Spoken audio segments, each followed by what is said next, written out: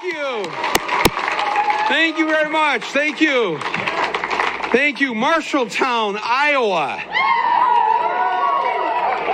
Home of one of the most famous actresses in the early days of the movies, Jean Seberg. Right here in Marshalltown. Put that on the sign out there. The great first Joan of Arc movie was Jean Seberg. Enough history about Marshalltown because we want to make history here in Marshalltown 1 week from this Monday, right? And I want to thank you for coming out today. Some of you are huge Bernie supporters and have been that way for some time. Others of you are here to check it out today and hear a few of the things that AOC and I have to say about Bernie, and others of you are maybe leaning toward other candidates, and so we ask that you give us some consideration here. It was great to wake up this morning to read in the New York Times that Bernie Sanders was not only in first place all by himself here in the polls in Iowa, he was 7 points ahead of who was in second place. It was an amazing thing to see. But I've been watching this now. I'm on a 12-day tour of your state. So, and because I'm raised in Michigan and I live in Michigan, this is like balmy weather for me. This is nothing. So I don't understand all the complaints I hear about how rough the weather is here. It's it feels like Michigan without the lake effect snow because you are landlocked. But anyways, I have known Bernie for a long time, and I've supported Bernie for a long time. And I think the thing that all of us who support him will tell you is this. This individual cannot be bought. He will never sell out. What you see is what you get. I was watching a live stream of him in Dubuque a couple of weeks ago, and he said, I am a son of the working class. I am the son of an immigrant. I am proud of that. And the woman had asked him in the audience, do you think that you might be too old to be president? Nancy Pelosi is older than Bernie Sanders. Just sit with that thought for a second. Is Nancy Pelosi too old? Oh, no! Unbelievable what she has done in these past months. Absolutely incredible. No, when I saw that person ask that question to Bernie, I thought, too old? I'll tell you what's too old. Women making less money than men is too old. That's too old. The continual denial that there's a climate emergency, that's too old. That's got to end. The fact that the minimum wage is still $7.25 an hour, that's too old. And so Bernie answered the question with good humor. And he said, well, I do have a bit of a leg up on these kids that I'm running against. And he said, here's the thing about being this age, is that there's one thing you can count on, is that because I have been consistent my entire adult life on the things I believe in and the things that I stand for, I'm too damn old to change now. You know, the fighter that he's been for all these years will be the fighter he will be in the next 8 years in the White House. That's what's so reassuring to me. But even more so, because I stood on the stage for him in Burlington, Vermont, the first year that he won election to the House of Representatives. So this is 1990. And ever since that year, and long before I first met him, go online and look at the picture of Bernie being arrested in Chicago in 1963.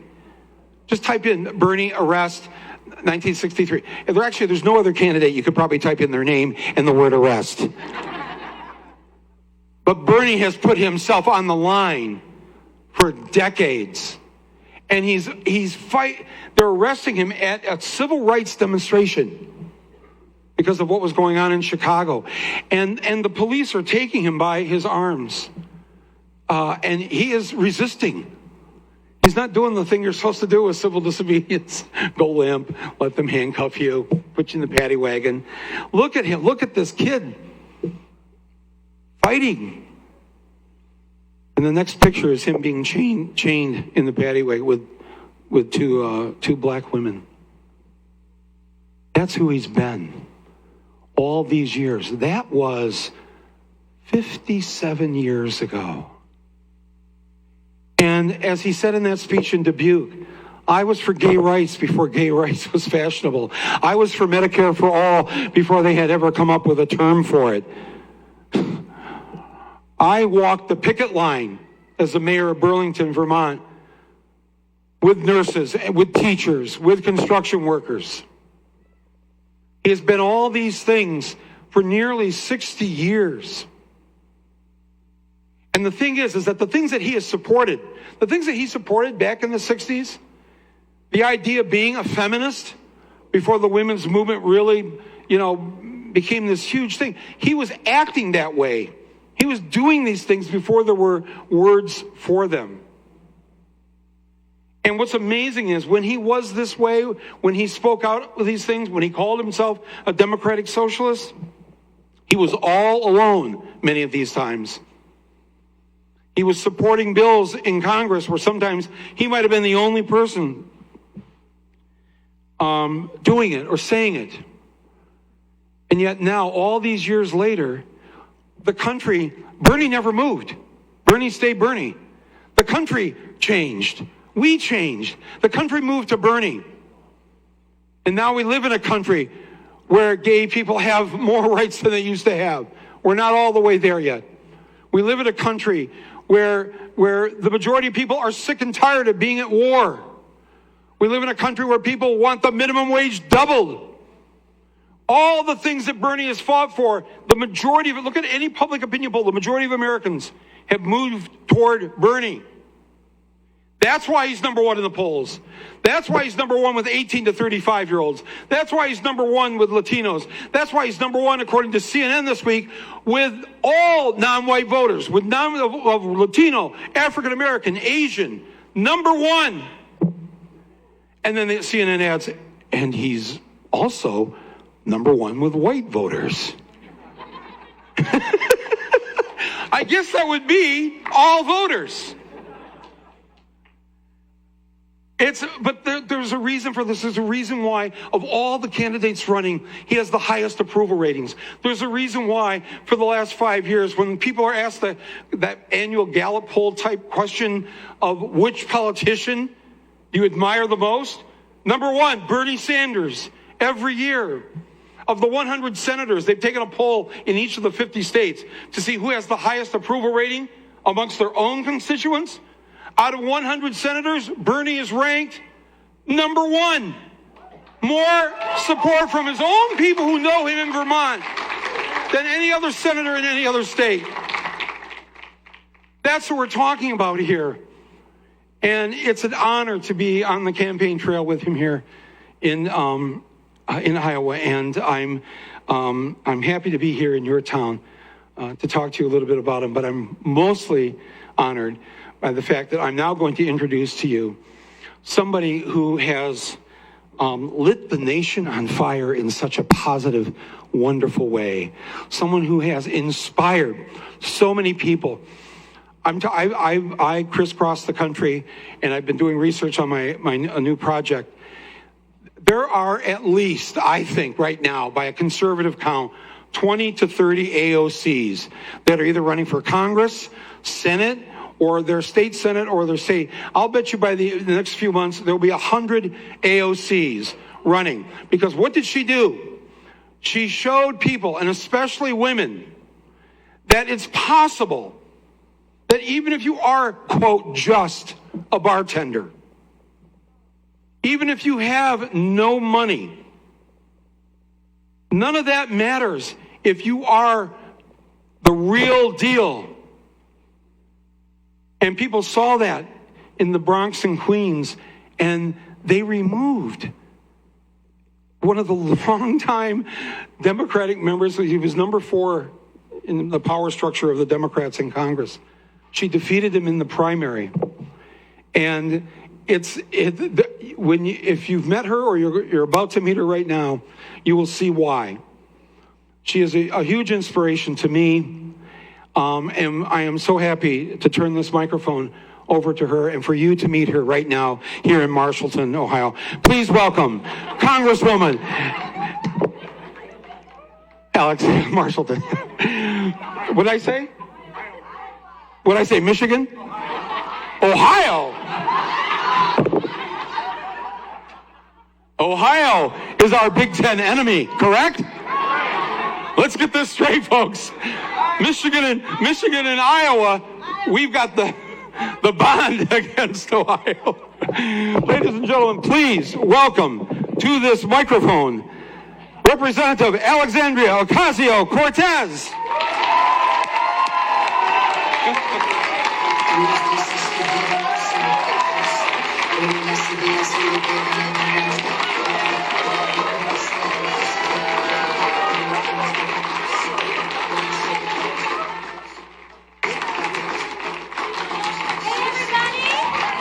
Marshalltown, what's up? Oh my goodness. Thank you. Thank you so much for coming. I'm so excited. Honestly, I mean, like, the smaller the town, the more excited I get. Because it really shows how intimately important person-to-person organizing is. And my race, when I ran for the first time, the only time, really. We started in living rooms. And we'd start out talking in living rooms of about 5 people each. And it was just conversations, 5 people at a time, 5 people at a time, 5 people at a time. And then eventually it would become 10 people. And then we were able to go to churches and gather 50 people and then 100 people. And that's always how movement starts. And I just had we just met together with some of our Latino organizers out here in Marshalltown, organizing for farm workers and some of the meat packers out here. And it's so important that we're coming together as community. And I'm so thrilled to be here in the spirit of that on behalf of the Bernie Sanders campaign. We're so thrilled to be part of that movement because it's not just, it's not just about electing the senator to the presidency, but this is about something much deeper. This is about making sure that we are fighting for an advanced country, where we establish healthcare as a human right, where we transform our industries to take care of the planet, and so that we can also demand dignity for our neighbors. And all of that sometimes feels so far away from this present moment. But what we always say is that it's always darkest before dawn. It's always darkest before dawn. And the way that we pick things back up and get back together is with that person-to-person organizing. Organizing as families, organizing as communities, coming together on those shared values and common goals. And it's really thrilling. Just the night before, just 2 nights ago, I was doing a town hall out in Queens, or rather out in the Bronx in my district. And to be able to come together in a town hall 2 nights ago in New York City, in the Bronx, and come out here and to talk about the same issues with the same consensus, it really just goes to show that all this rhetoric that we hear nationally to try to divide us up is a farce. It's a complete farce. Because at the end of the day, these issues that bond us bring us together so much more closely. And I think that's exactly what the powerful and the connected are afraid of. Because there's so much less, and those who have power are so much smaller in their numbers than those of us that don't, or have less in this current system. So what we're looking for is an entire systems change.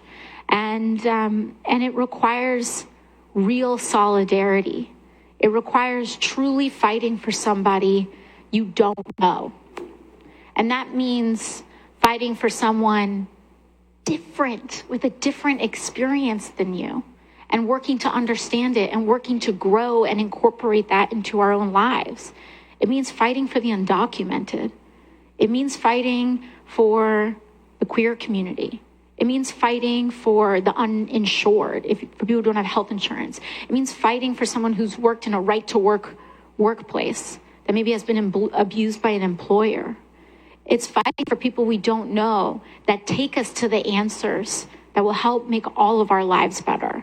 And for that, I'm just incredibly thankful. I'm just thankful to be here. I'm thankful to be part of that movement. And to come out here to Iowa to understand that all of those values are the same. And so, I think, it's, what else is there to say, really? With all of that, it's so moving and it's so powerful. But I do think that, just what we were talking about before we're getting in here, really listening what the impact of some of these ICE raids were in our local packing facilities. It's so much deeper than just the raid in a workplace, but what it does to the psyche of our communities really needs to be discussed. Because I don't know about you, but when I make a close friend, I don't ask them what their documented status is. I take them at their word. I take them for who they are as a human being. And so when these raids come in and we treat people as, in dehumanized ways, and we push them out of our communities, or frankly, these forces fly in and disrupt our communities, it tears at the very fabric of our community. It changes who we're connected to. It changes who we see at church. It changes who we see at the grocery store.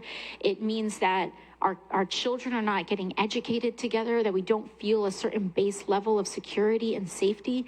And that's not what this country is about. It's not. It's not part of a core level of decency. And so for that, I'm proud to be part of a movement that acknowledges each and every person's humanity and affirms our dignity. And that's what we have to work for, that connectedness.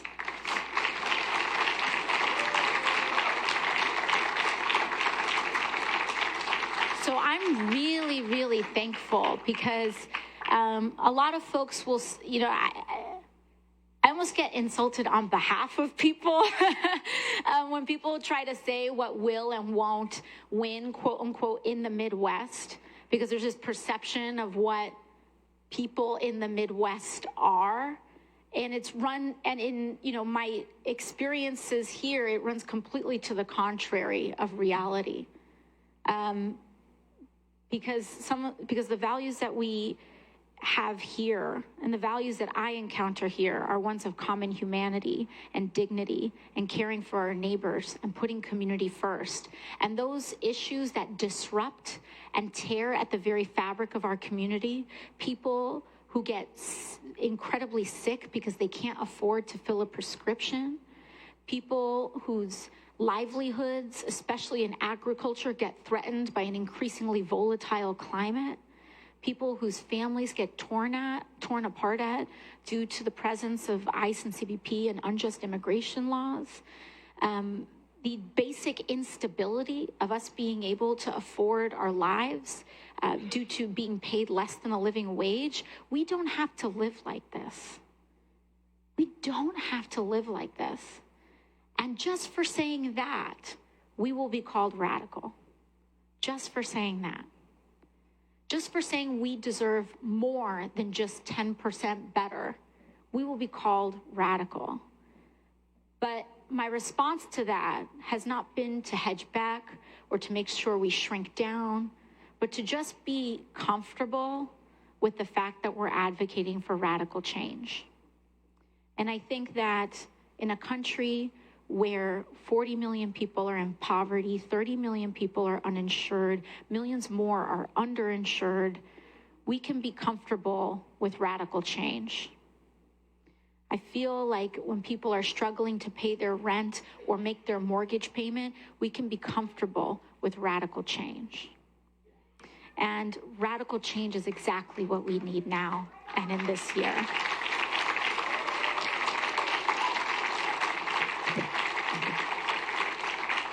And we're not going to do that by trying to point at somebody else and to say, well, my rights are more important than this person's rights, or my issue is going to be more important than this person's issue.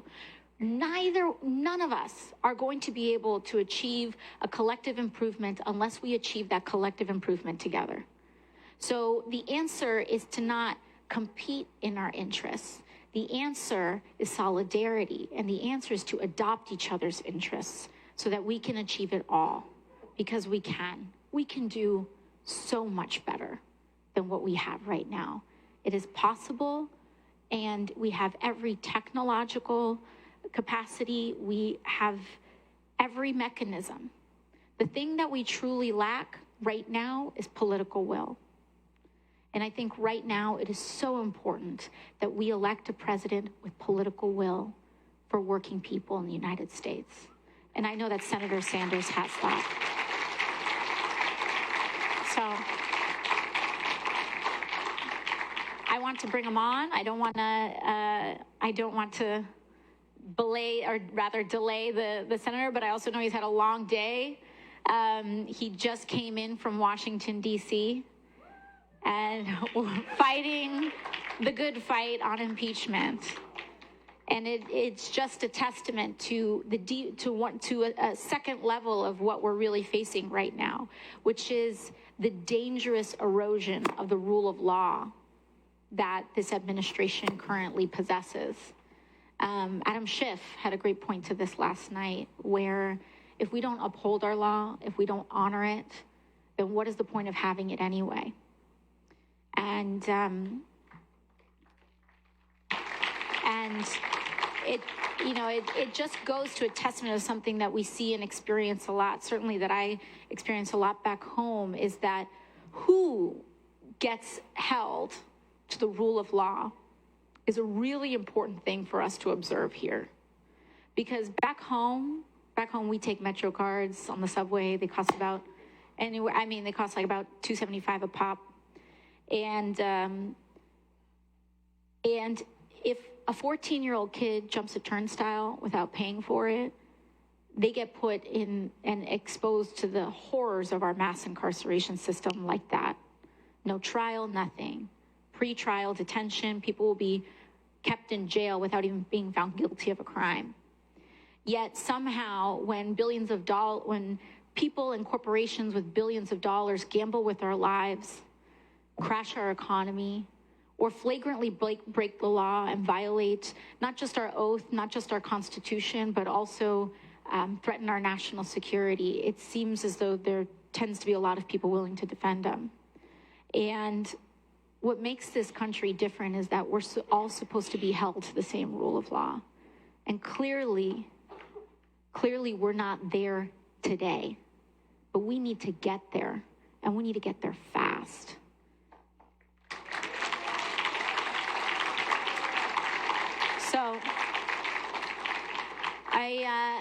So now I would like to introduce the senator. He spent all day on impeachment, so it's real important. So I mean, this man, he has so much energy. I don't even know how he does it. But it's so important because he's going to talk about our need to come together as a movement for Medicare for all, for a Green New Deal, to break up IC and CBP, to make sure that we decarcerate our society and impose and bring in justice and bring in a new day. And we do that shoulder to shoulder as a movement. So with that, Senator Bernie Sanders.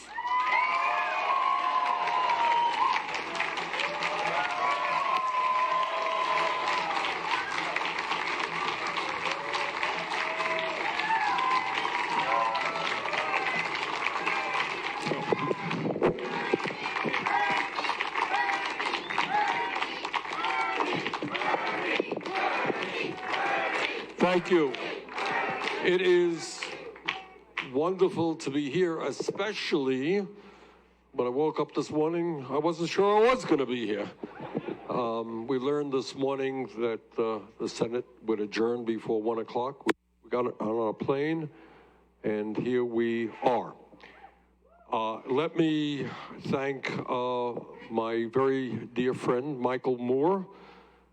Michael, as all of you know, has been speaking truth to power for a very long time, and many of his films have raised issues which we often don't discuss.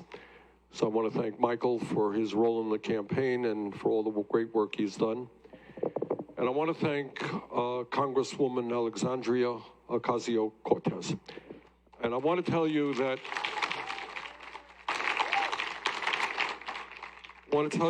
having been around Congress for a few years, I cannot recall any single individual who has had more impact in her first year in Congress than Alexandria has had. She has been an inspiration to working people, to young people, to people of color all over this country, and we are so delighted to have her on board the campaign. And I am especially grateful because when I have to be in Washington for the impeachment trial, that she and Michael and other great surrogates that we have been running around the state for us. And I want to tell you that, as you well know, we have had to radically change our schedule in the last week, kind of toss it into the garbage can and begin anew.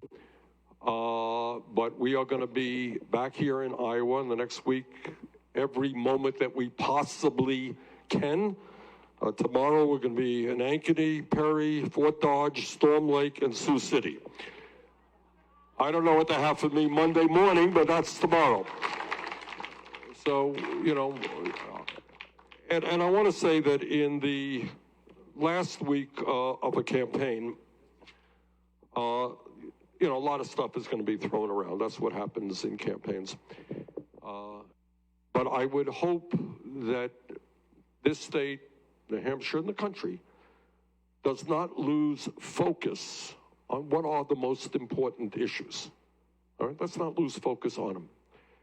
And what the most important issues are is that we are the wealthiest country in the history of the world. Yet half of our people are living paycheck to paycheck. I grew up in a family that lived paycheck to paycheck. I know a little bit about it. People are worried about what happens when they get sick. People are worried about what happens when their car breaks down. People are worried about how, in some cases, they're going to pay for the electric bill, and on and on.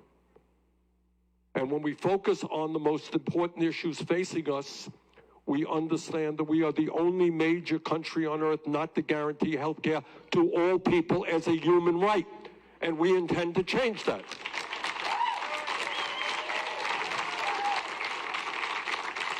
We have done town meetings all over the state, and we have heard from people in Iowa, and I heard the same message in New Hampshire and all over this country about what happens under this healthcare system. That people do not go to the doctor when they get sick because they cannot afford to go. That people are spending 20, 25% of their limited incomes for healthcare, then they got a large deductible nonetheless. That 500,000 people in America go bankrupt because of medically related debt. Can you imagine the insanity, the cruelty of a system in which, because you are dealing with cancer or heart disease or Alzheimer's, your family goes bankrupt? How grotesque is that? We intend to end that. We intend to take on the drug companies who are charging us the highest prices in the world for prescription drugs, who are involved in price fixing and collusion. We're going to take on the insurance companies, and we are finally going to do what presidents have talked about for over 100 years: guarantee health care to every man, woman, and child as a human right, not a privilege.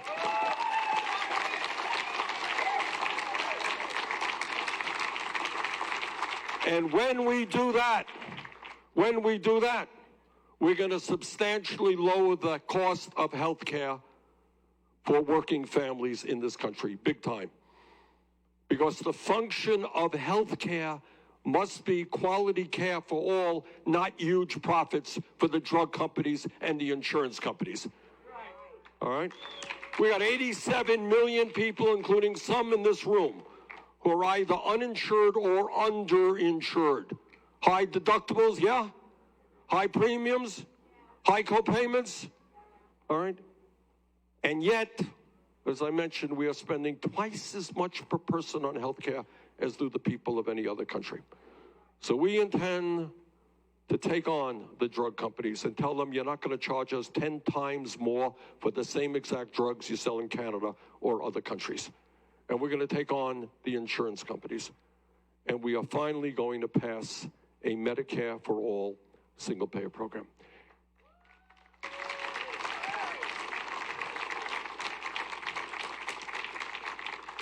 And in terms of wages, I've been all over this state. And I have talked to moms who are trying to raise families on $10.15 an hour. And let me tell you, nobody can raise a family on $10.15 an hour, not on $11 an hour, not on $12 an hour. And I want to thank the people of Iowa. 4 years ago when I came here, I said, you know, in America, if somebody works 40 hours a week, they should not be living in poverty. That is not a radical idea. That we should raise the minimum wage to at least $15 an hour. 4 years ago, that was a radical idea. It ain't such a radical idea now, because Iowa stood up and said, you know what? We think a $15 an hour minimum wage makes a lot of sense. And Iowa said it, New Hampshire said it, 22 other states said it. And as a result of that, we now have 7 states in America that have raised the minimum wage to $15 an hour. 40 communities around the country have done the same. And when we are in the White House together, we will raise that federal minimum wage to $15 an hour in every state in this country, federal legislation.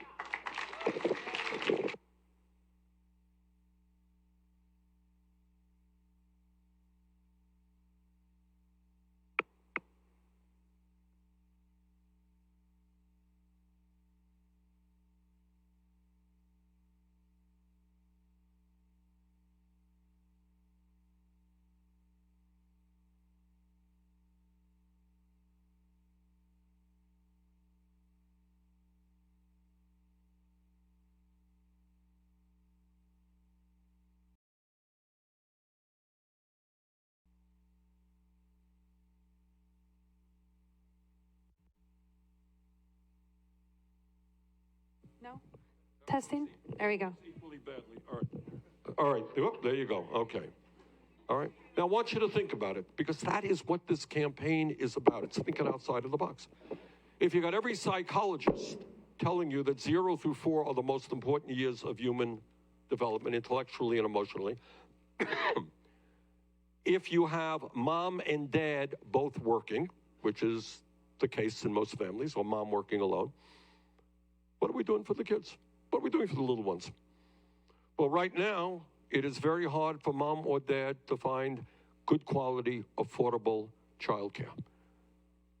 And what we know is if kids don't get good early childhood education, in many cases, they don't do well in school. So you know what we're going to do? We're going to invest in early childhood education. We're going to have universal childcare. We're going to have people who work with the kids, well-trained and well-paid. And the other thing we are going to do is rebuild public education in America so that we have the best public education system in the entire world.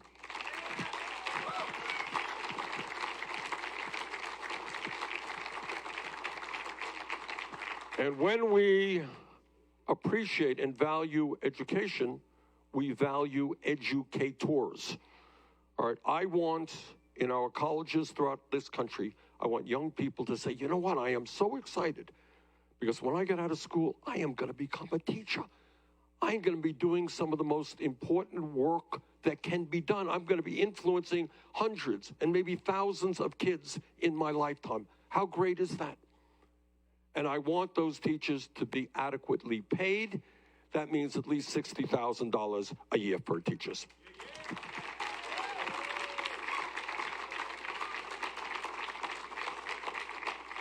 And I want every kid in America, regardless of his or her income, to know that if they do well in school, they will be able to get a higher education. I don't think that's a radical idea.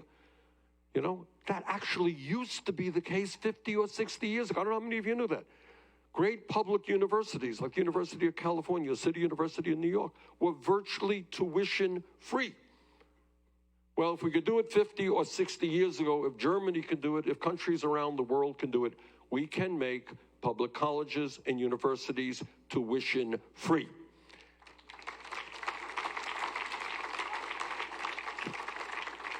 And we can also cancel all student debt in America. All right? Now, my opponents will tell you this is a radical idea. Imagine that, canceling all student debt in America. That's a radical idea. And we're going to pay for that, by the way, through a modest tax on Wall Street speculation. See, now that is, for my opponents, that is a radical idea. For Donald Trump, this is a radical idea. And yet, 11 years ago, when we bailed out the crooks on Wall Street who nearly destroyed this economy, it's okay, that's the way business is. We're supposed to protect the wealthy and the powerful. 2 years ago, in the midst of massive income and wealth inequality, when 3 people own more wealth than the bottom half of America, Congress and Donald Trump, against my vote, of course, decided to give $1 trillion in tax breaks to the 1% and large profitable corporations, such that companies like Amazon don't pay a nickel in federal income tax right now. Okay. So if you want to hear about radical ideas, it is a radical idea to have a tax system in which corporations that make billions of dollars don't pay a nickel in federal taxes. That is a radical idea. It is a radical idea to give tax breaks to billionaires. That's a radical idea. But making public colleges and universities tuition free and canceling all student debt, that ain't a radical idea. That is a common sense idea that should be implemented.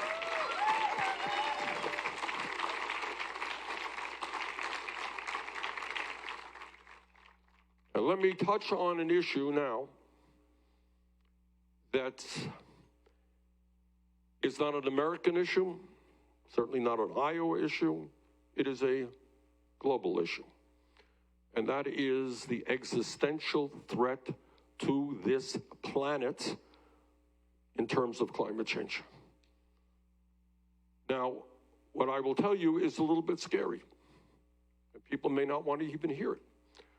But what the scientists are telling us now is they have underestimated the severity and the degree to which climate change is ravaging our country and the planet. They underestimated the speed in which the polar ice caps are melting, in which the oceans are warming, which means that we will see rising sea levels at a much faster rate than they had anticipated. Underestimated extreme weather disturbances, meaning more torrential rains, more flooding, more storms. They have underestimated the acidification of the oceans, meaning that fish will be dying off when hundreds of millions of people get their protein from fish. Underestimated the severity of drought, which means that farmers in Iowa will have a shorter growing season, producing less, and the nutritional quality of what they produce will be not as good. What the United Nations tells us is that if we don't get our act together, by the end of the century, there will be hundreds of millions of climate refugees, people no longer to stay in their own communities because they can't find drinking water or land to grow their crops. And when millions of people migrate from one area to another, you have very significant international tensions and the likelihood of war. What they are telling us is that in warm weather, bacteria thrive, which means more human illness. Now, I have been criticized for bringing forth the most sweeping climate change proposal that any federal candidate has ever brought forth. And I've been criticized because it is an expensive proposal, and it is an expensive proposal, although we pay for it. But it is expensive. But I want you all to be thinking that when it comes to making certain, or trying at least to make certain, that the planet we leave our children and our grandchildren and future generations is a habitable planet, is a healthy planet, you tell me how much is too much. We have a moral responsibility, and I've got 4 kids and 7 grandchildren. We have a moral responsibility to make sure that these kids are able to live on a planet that is healthy. So my promise to you is that we will take on the fossil fuel industry. We will implement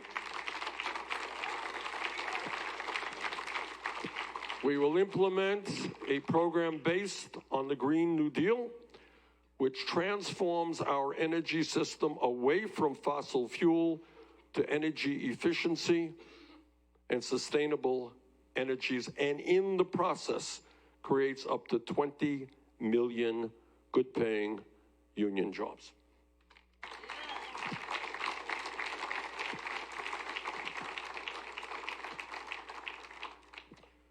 And when we talk about an agenda that works for working families and lower-income people, we have got to confront the reality that we today have a broken and racist criminal justice system. I want you all to think about this. We got more people in jail in America than they do in China. All right? Something wrong there. So what we are going to do is invest in our young people, in good education, in jobs, not more jails and more incarceration.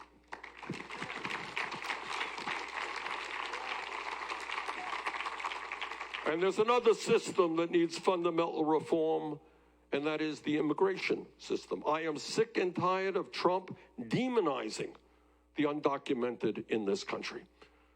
So what we have got to do, and I will do on my first day as president, sign an executive order undoing all of Trump's racist executive orders on immigration.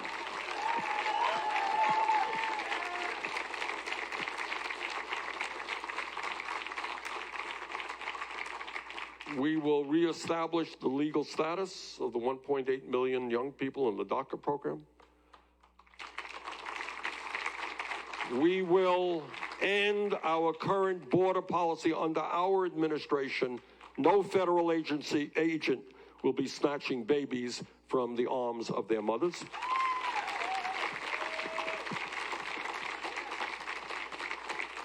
And I believe that we will be able to do what the American people want us to do, and that is, in a bipartisan way, pass comprehensive immigration reform and a path towards citizenship for the 11 million undocumented.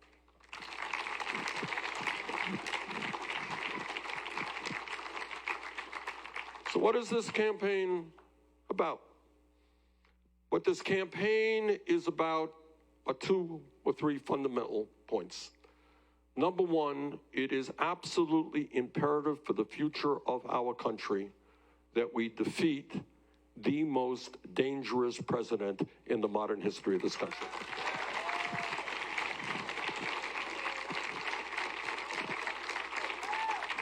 Now we can, and I know in Iowa, not every single person agrees with everything that I say. I do know that. But I would hope that we can agree that we should not have a president who is a pathological liar, who lies almost every day.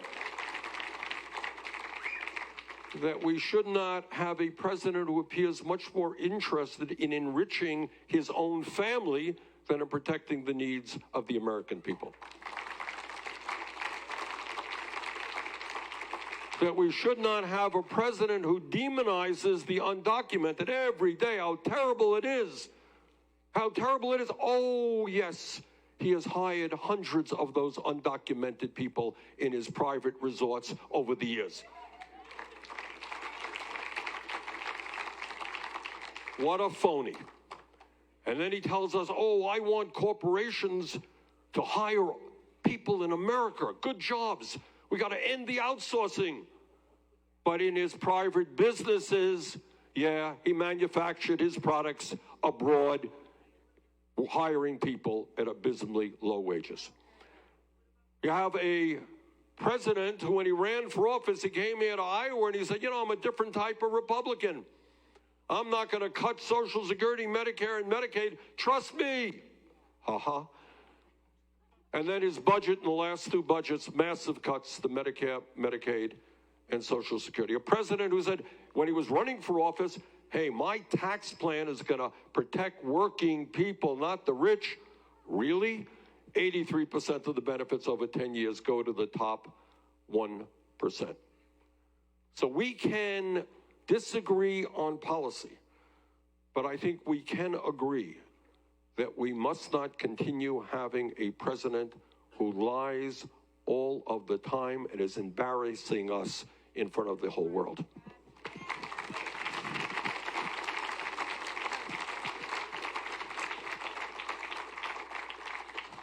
But this campaign is more than just defeating Donald Trump, as important as that is.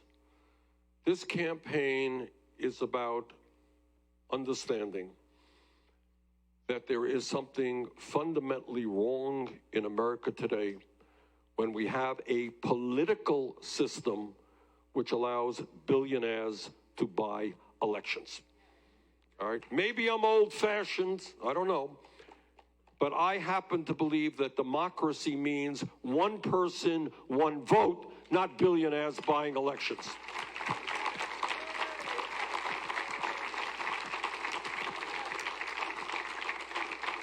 And that is why together we will overturn this disastrous Citizens United Supreme Court decision and move to public funding of elections and end all voter suppression in America.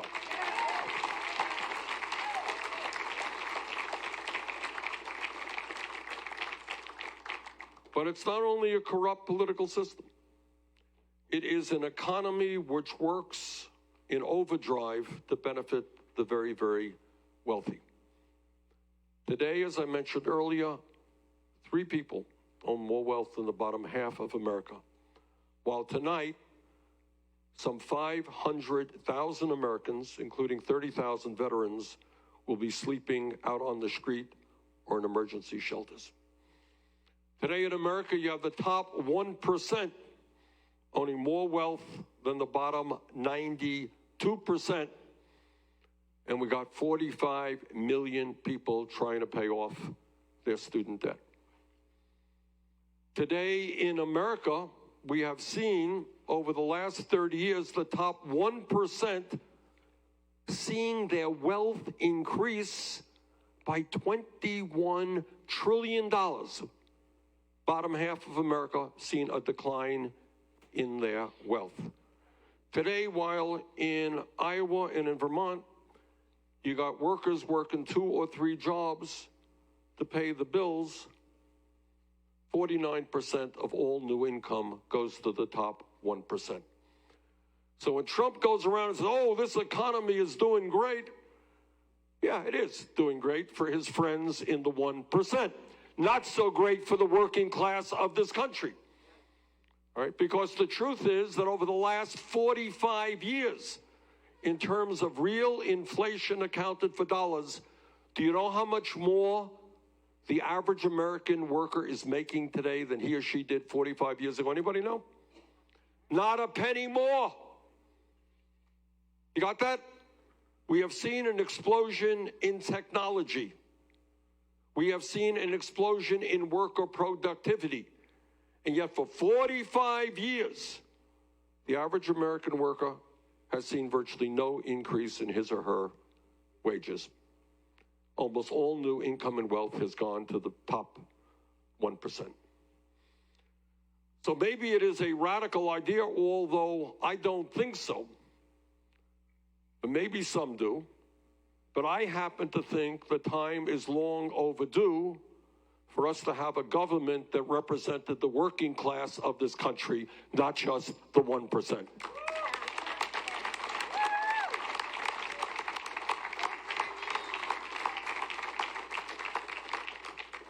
So what we are trying to do here, which is unprecedented, I want you all to know that what we are trying to do really is unprecedented. You know, you'll remember that not so many years ago, if somebody wanted to run for president, they would be, part of the establishment. They would raise their money by going to millionaires' homes and leaving with a few $100,000. They have the media behind them. That's the way politics used to be. We are changing the way politics used to be. Now, what's getting many people in the establishment nervous is we don't have to go to the rich and the powerful for campaign contributions because we are supported by the working people of this country.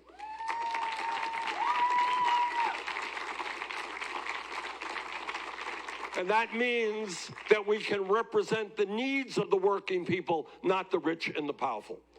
And I am enormously proud to tell you that our campaign up to this moment has received more campaign contributions from more Americans than any campaign in the history of the United States of America.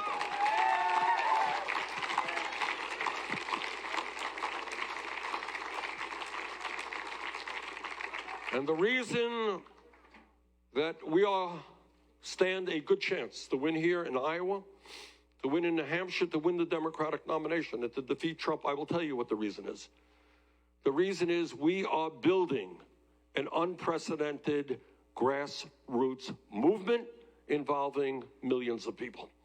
And right now, in the last few weeks, right here in Iowa, despite the cold weather, we have had, I know about cold weather, I come from Vermont, so people have been out knocking on doors, talking to their neighbors, all right? At the end of the day, TV ads are important. We have TV ads. Radio ads are important. We got radio ads. Newspaper ads are important. We have newspaper ads. But you know what's more important? What is more important is person-to-person contact. That is what is most important, and I think we stand an excellent chance to win here in Iowa, even though I may not be back in the state for many days before the caucus, because we have folks doing just that. Let me conclude by saying this. All of you know, I don't have to tell you this, because I've been all over this state, and I know how seriously the people of Iowa accept their responsibility of being the first state to vote. I know that, and I know that there are people in this room tonight who have probably gone to other meetings to hear from other candidates, and that is exactly the right thing to do. This is the most consequential election, perhaps in the history of the United States of America. What we are talking about is whether or not we maintain democracy or move toward autocracy. What we are talking about is whether we end oligarchy in America and create an economy that works for all. What we are talking about is whether we create a world of peace, as difficult as that goal may be, or whether we continue fighting in endless wars. What this campaign is about is whether we address in a bold way the threat to our planet that climate change poses, or whether we cozy up with the fossil fuel industry and worry more about their profits than the needs of our children and grandchildren. That's what this campaign is about. And the first state to vote in the most consequential election in the modern history of America is the state of Iowa. That is your responsibility. Now, Iowa will not unto itself determine the course of the election, that's for sure. But Iowa will play a significant role. So I am here tonight to humbly suggest to you that I think we have the agenda to defeat Trump. We have the grassroots movement to defeat Trump. And that I believe we are the strongest campaign to defeat Trump, because to defeat Trump, what do we need? We need the largest voter turnout in American history. That's what we need. And I believe that our campaign, our energy, our grassroots movement, our agenda is the approach that will speak to working people who in many cases have given up on politics. They're working longer hours for low wages. They don't trust Washington. They don't trust the political establishment. I think we can resonate with them. I think we have in the past and we will in the future. And I think far more than any other campaign, we have the capability of reaching out to young people who understand how important this election is for the future of their lives. And if we do that, if we are successful in getting young people in big ways involved in the political process, getting working people who have given up on the political process to vote, we will not only defeat Trump, we will defeat Trump badly. And that's what I think we can do.